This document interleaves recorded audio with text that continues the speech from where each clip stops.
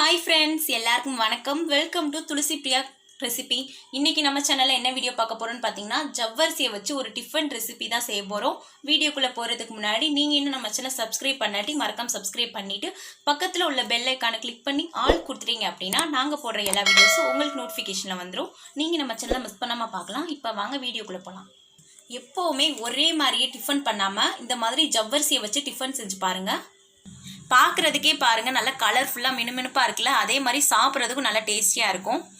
பொதுவாக நம்ம ஜவ்வரிசியை வச்சு பாயாசம் தான் செய்வோம். இந்த மாதிரி டிஃபனாக செஞ்சு கொடுங்க. சரி, ஓகே, டிலே பண்ணாமல் இது எப்படி ரெடி பண்ணுறதுன்னு பார்க்கலாம் வாங்க. 100 கிராம் ஜவ்வரிசியை ஊற வச்சுக்கிடலாம். 10 நிமிஷம் ஊற வச்சு எடுத்து வச்சுருக்கோம். இப்போ இதை நல்லா வாஷ் பண்ணிட்டு வந்துடலாம். ஓகே, நல்லா வாஷ் பண்ணிட்டு வந்துட்டோம். இப்போ கொஞ்சமாக தண்ணி ஊற்றிக்கலாம். அதில்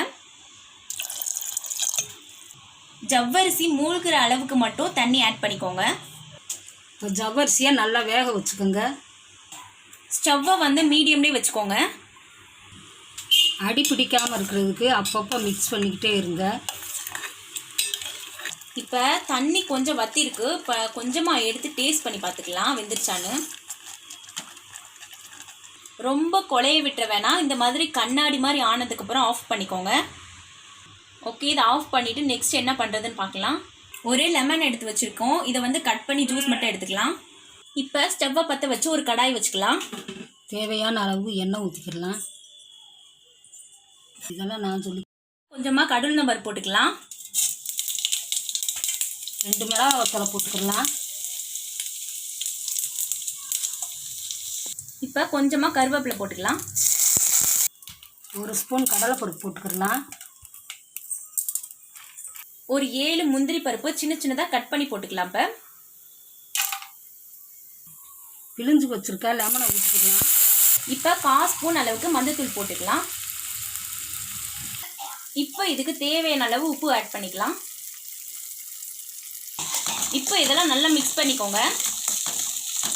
இப்போ இந்த இதில் நம்ம வேக வச்சு எடுத்து வச்சுருக்கோம்ல அந்த ஜவ்வரிசியை போட்டுக்கலாம்.